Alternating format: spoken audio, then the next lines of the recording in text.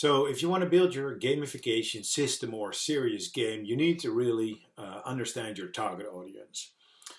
And it's nice to know what the company wants, so the key objective, but it's better to know what the desired and undesired behavior is.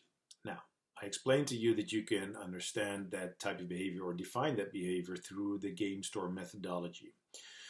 But it helps also to think about the 4 dimensions of things that impact that behavior.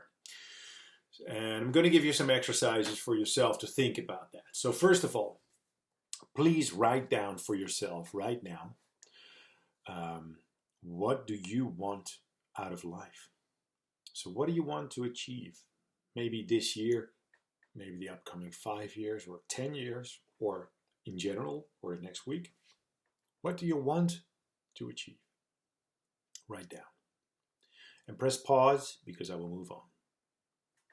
2, write down what type of knowledge, information, or rational things you need that will help you in achieving that goal. So you want something. So what do you know that you can use, or what don't you know that you should know to be able to achieve that goal that you want to achieve? Pause and write it down. 3, write down what competencies or physical circumstances contextually you need to achieve that goal. So for instance, if you want to achieve something, but it requires a car, but you don't have a car, how can you obtain a car? So write down the physical elements that you need. Or for instance, you want to run a marathon, but you don't have sneakers, or you don't have the physical ability, so you need to lose weight first, or you need to eat more healthier, or you need more energy, or whatever, something physical that you need, which will enable you to achieve it. Could be competences, could be talents, could be whatever. And if you don't have those things, think about who can help you with that. Pause. And the 4th dimension, 4, 4, via. The 4th is, what do you dare or don't dare to do? So what are your, what holds you back in pursuing the goal that you just wrote down? Because we want a lot of things in life. I mean, we want to achieve a lot of things, but sometimes it's only fear holding us back in achieving that goal. This is actually one of the reasons why we look nice. Most people look nice because they want other people to think they look nice.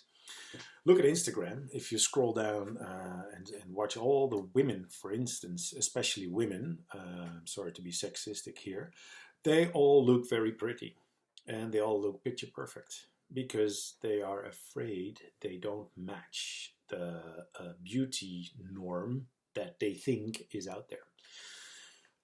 Or we as men, for instance, want to be smart or tough or whatever. So we want to be something because we are afraid that otherwise people kick our ass, for instance. So press pause if you want to finish this exercise, and then I'll explain a little bit more after you press play again about this model, because this basically determines the impact of your actions. Yeah. So the reason why you do things and don't do things is because maybe you're not motivated enough to achieve that goal. So it's a lack of wanting to achieve, or you don't have the necessary knowledge that you need to achieve the goal. So you just don't know. You're ignorant, or you're not smart enough, or you need someone else to help you figure out this thing. So that could be the case. Or you lack the abilities. You're just not capable enough. Which is fine, because we can't do everything ourselves, but it's a good insight to think about the team you need to achieve something. And finally, the most important one that no one talks about, because we don't like to talk about it because we're afraid, is daring to do something, because fear impacts 70% of all our actions. So the reason why we don't do things most of the time is because of the lack of guts. Yeah, Fear. It's actually a great game by Shera, Fear. You have to play it. Maybe I can put in a small video or a link to the game, because there's a scene that's so scary. Anyhow, if you do the game store methodology to determine desired and undesired behavior of people, because you need to become very operational here, use this model if you think you don't have good actions. So use what they should or shouldn't want. Why is it that they don't want to do stuff? Why is it that do they have enough knowledge or don't they? How about their abilities and how about their guts? So that's the impact model I developed over the last 2 years before I finished my book, Continuous Improvement Through Gamification. See you in a bit for the next assignments.